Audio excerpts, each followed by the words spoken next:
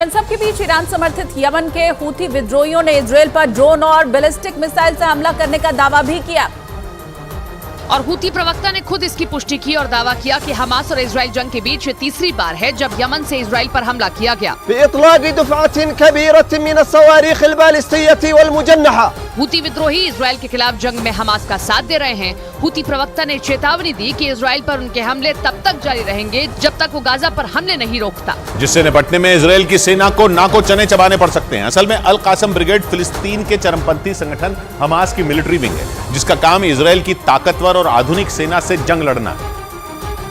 और 7 अक्टूबर को इजराइल में मौत का तांडव मचाने से लेकर पिछले 25 दिन से हमास की ये ब्रिगेड जंग के मैदान में इजरायली सेना के सामने खड़ी है। एक रिपोर्ट के मुताबिक हमास की अल कासम ब्रिगेड में शामिल लड़ाकों को बेहद क्रूर माना जाता है, क्योंकि आरोप है कि इजराइल में हमले के दौरान इसके लड़ाकों ने छोटे छोटे बच्चों तक को नहीं बख्शा था। एक रिपोर्ट के मुताबिक 1992 में हमास के बड़े नेता सलाह शाहदा ने इस मिलिट्री विंग को बनाया था, जिसका मकसद इजराइल का नामो निशान मिटाने के लिए उससे जंग लड़ना है। इस मिलिट्री विंग का चीफ मोहम्मद दईफ है, जबकि इसका डिप्टी कमांडर मरवान आयशा बताया जाता है। आरोप है कि अपने गठन के बाद से ही अल कासम ब्रिगेड मोहम्मद दईफ की अगुवाई में इजराइल के खिलाफ हमलों को अंजाम देती रही है। उसने इजराइल को नुकसान पहुंचाने के लिए कई आत्मघाती हमले भी किए हैं। इजराइल को 2002 में उस वक्त बड़ी कामयाबी मिली थी जब उसने एक हवाई हमले में अल कासम ब्रिगेड के संस्थापक सलाह शाहदा को ढेर कर दिया था। लेकिन हालांकि दावा है कि थोड़े ही वक्त में हमास की इस मिलिट्री विंग ने गाजा पट्टी में खुद को मजबूत कर लिया था, जिससे निपटने में इजराइल की सेना को अपनी पूरी ताकत झोंकनी पड़ रही है। अमेरिका की खुफिया एजेंसी CIA की एक रिपोर्ट के मुताबिक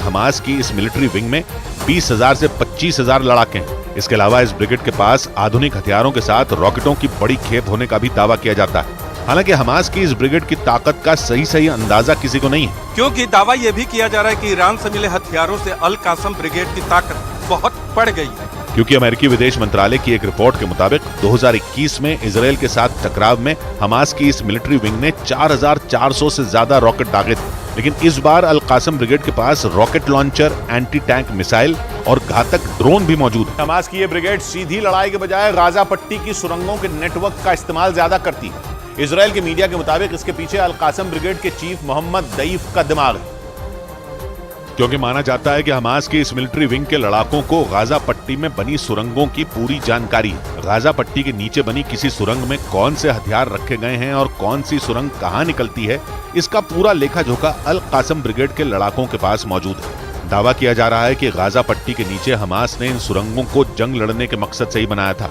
ताकि वक्त आने पर वो इन सुरंगों के जरिए इजराइल की सेना पर हमला कर सके। और इजराइल के अखबार द टाइम्स ऑफ इजराइल के मुताबिक गाजा पट्टी के नीचे 500 किलोमीटर से ज्यादा लंबी सुरंगों का जाल बिछा हुआ है, जो बाहरी दुनिया के लिए किसी भूल भुलैया या यूं कहें कि किसी रहस्यमयी दुनिया से कम नहीं है। दावा यह भी है कि उन सुरंगों में हमास ने अपना कमांड सेंटर तक बना रखा है, जहां उसके कई टॉप कमांडर छिपकर इजराइल पर हमले की साजिश रचने में जुटे हैं। अल कासम ब्रिगेड का चीफ मोहम्मद दईफ भी गाजा पट्टी के नीचे बनी सुरंगों में ही छिपा है। इजराइल का आरोप है कि मोहम्मद दईफ ही 7 अक्टूबर को हुए हमले का मास्टरमाइंड है। और उसी के इशारे पर अल कासम ब्रिगेड के लड़ाकों ने इजराइल में शवों का अंबार लगा दिया था। इजराइल पर कैसे हमला करना है, गाजा पट्टी के किस इलाके से इजराइल में दाखिल होना है और इजराइल के किस इलाके में यहूदियों की बेरहमी से हत्या करनी है, इस एक एक चीज की प्लानिंग करने का आरोप मोहम्मद दईफ पर ही है। मतलब इजराइल को गहरे घाव देने वाला और कोई नहीं बल्कि अल कासम ब्रिगेड का चीफ मोहम्मद दईफ है। और इसी वजह से उसका पता लगाने के लिए इजराइल ने अपनी पूरी ताकत लगा दी।